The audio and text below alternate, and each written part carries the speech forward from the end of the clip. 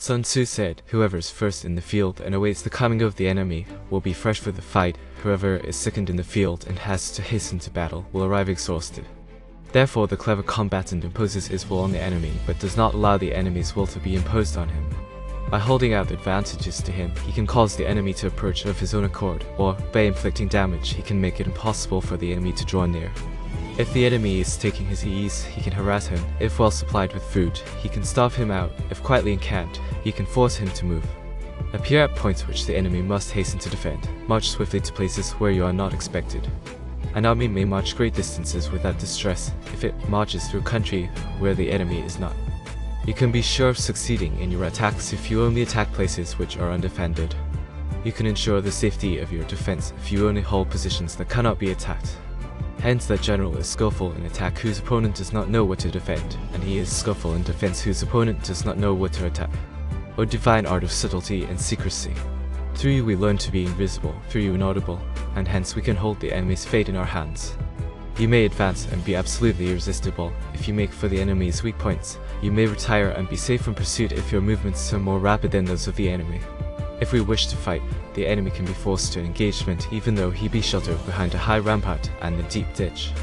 All we need do is attack some other place that he will be obliged to relieve. If we do not wish to fight, we can prevent the enemy from engaging us even though the lines of our encampment be merely traced out on the ground. All we need do is to throw something odd and unaccountable in his way. By discovering the enemy's dispositions and remaining invisible ourselves, we can keep our forces concentrated, while the enemy's must be divided. We can form a single united body, while the enemy must split up into fractions. Hence there will be a whole pitted against separate parts of a whole, which means that we shall be many to the enemy's few. And if we are able thus to attack an inferior force with a superior one, our opponents will be in dire straits. The spot where we intend to fight must not be made known, for then the enemy will have to prepare against a possible attack at several different points, and his forces being thus distributed in many directions, the numbers we shall have to face at any given point will be proportionately few. First, should the enemy strengthen his van, he will weaken his rear. Should he strengthen his rear, he will weaken his van. Should he strengthen his left, he will weaken his right. Should he strengthen his right, he will weaken his left. If he sends reinforcements everywhere, he will everywhere be weak. Numerical weakness comes from having to prepare against possible attacks, numerical strength from compelling our adversary to make these preparations against us. Knowing the place and the time of the coming battle, we may concentrate from the greatest distances in order to fight.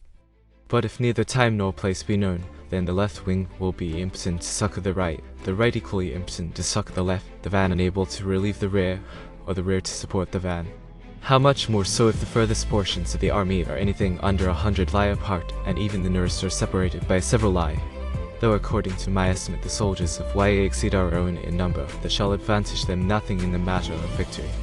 I say then that victory can be achieved. Though the enemy be stronger in numbers, we may prevent him from fighting. Scheme so as to discover his plans and the likelihood of their success. Rouse him and learn the principle of his activity or inactivity.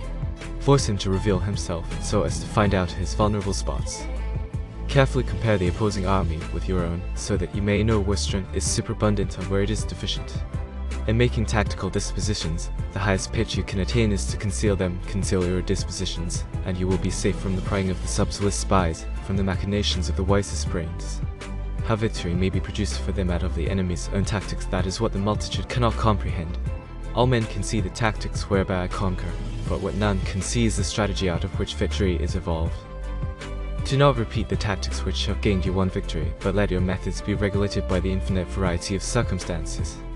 Military tactics are like unto water, for water in its natural course runs away from high places and hastens downwards. So in war, the way is to avoid what is strong and to strike at what is weak. Water shapes its course according to the nature of the ground over which it flows. The soldier works out his victory in relation to the foe whom he is facing. Therefore, just as water retains no constant shape, so in warfare there are no constant conditions. He who can modify his tactics in relation to his opponent and thereby succeed in winning may be called a heaven-born captain.